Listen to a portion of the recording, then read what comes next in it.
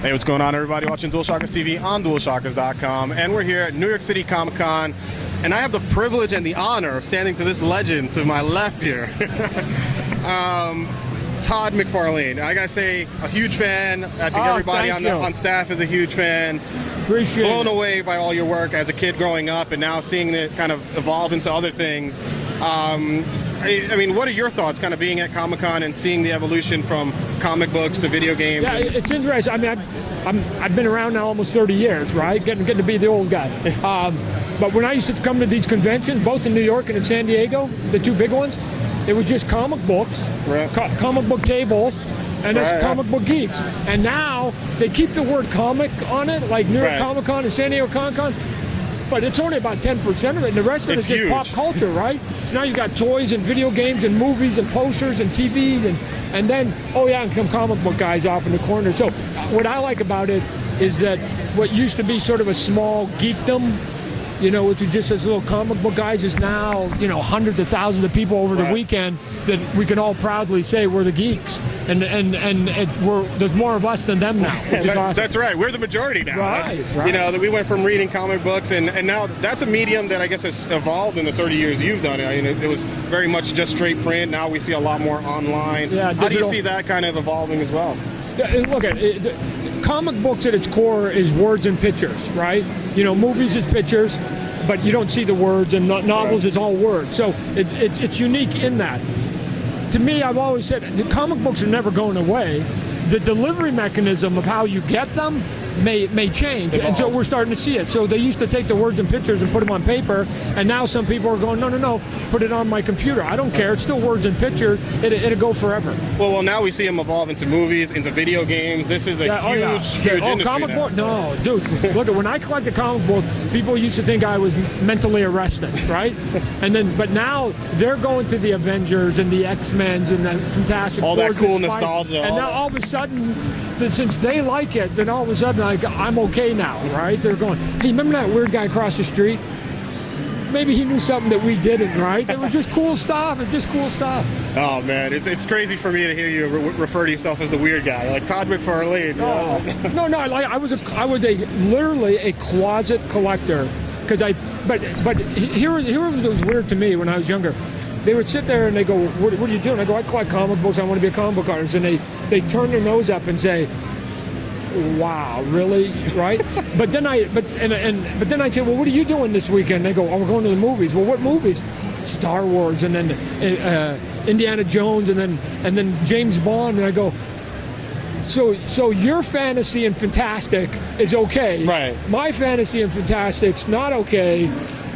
But now they've sort of come over to our side. Now it's called full circle. Yeah, and now everybody likes all the stuff that we used to hide in the closet. Yeah. Now, we were all talking a little bit offline. It's pretty interesting. We were talking about what it felt like for you to kind of transition over to the video game world, and you actually admitted that you weren't good at games, that actually you were kind of a fan, if you will, watching some of your employees. I was just my age. I think it was just too far ahead. So when Pong and all that Asteroids came out, and when I was in college, and I was watching my guys drop their quarters and go there all day in the arcade room, and then all of a sudden it started getting more complicated, more sophisticated. I was always one step behind.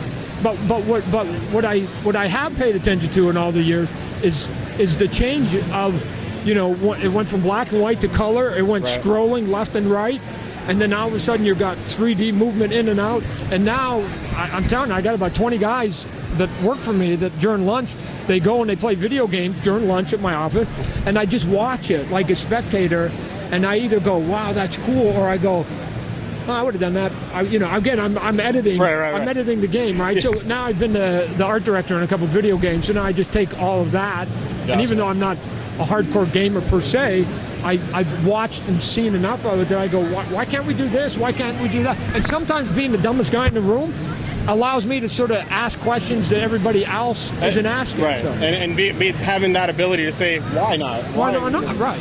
Well, do you think there's ever a chance or a possibility of seeing a Todd McFarlane game full-blown? Full-blown, we'll do it one time. Right? Oh, I've got lots. I can see the wheels running in his head. Oh, yeah. Just like the toys, when I look at it and I go, I don't understand why they can't be cooler. I don't understand.